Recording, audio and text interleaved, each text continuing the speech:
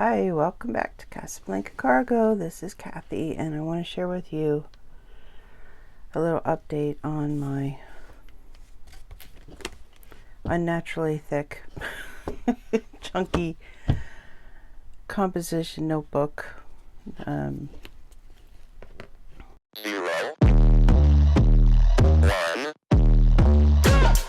Let's get started. I made some updates. I added some butterflies to the front, punched them out, and that coffee paper that I have a while back that I did, let me get it, it's right here. It's right here.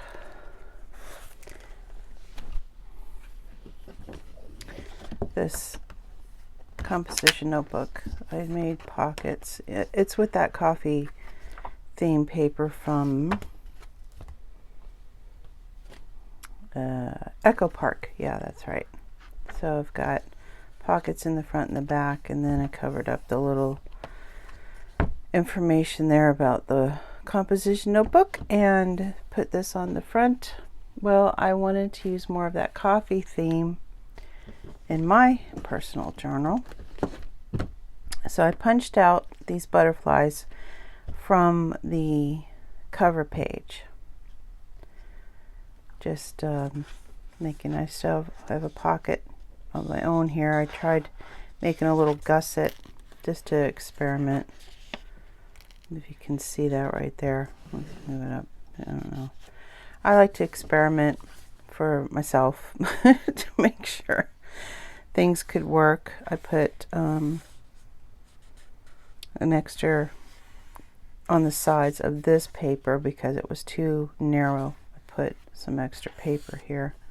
Then, okay, so on the first part of this, I have my tips of the trade, and I had a lot of fun yesterday making these things, but this was the last thing I made, and I stapled it to the wrong. I meant to put it on this page. I stapled it to this page, but I don't know. It's okay. Now, here's the writing board. I've had this for a year now, and it's good for smaller size journals, but I want something that is at least 8, maybe not 8.5, but at least 8 inches across, so that I can put it into this. So that's what we're going to do next. But let me show you my tabs. This is just some extra paper. I've got my leafy bookmark in here, and on this tab,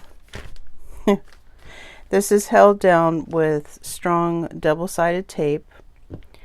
And let's see if I got something I can put in here. And I made a little pocket so I can put, I wanted to be able to see the coffee theme paper, double-sided, and I folded it up because I wanted to see the yellow strip. This is cardboard that I got from, guess what? A chip box. Yeah, I know. You know, but it's thin and I love yellow, so, you know. And so I just folded the paper up, and then I added this from the strip at the bottom of the collection paper. And these are some of my receipts and some of the price tags. And on those, I write on the back what it was I got, you know, so then I know, like, let's see what we got here.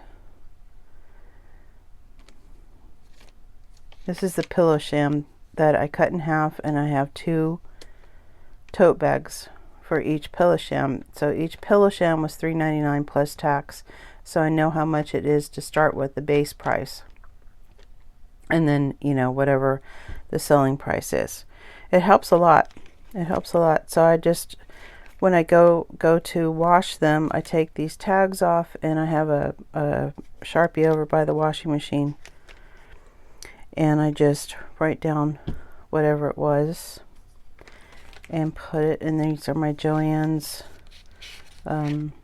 receipts, or not receipts, what they wrap around the fabric for the remnant price.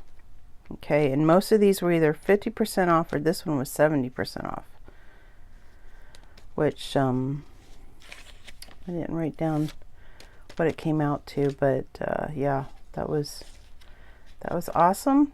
And you know, these are other tags from different thrift stores, and I just put them in here as I can remember. Now, the collection paper, back when I did this journal, this composition notebook,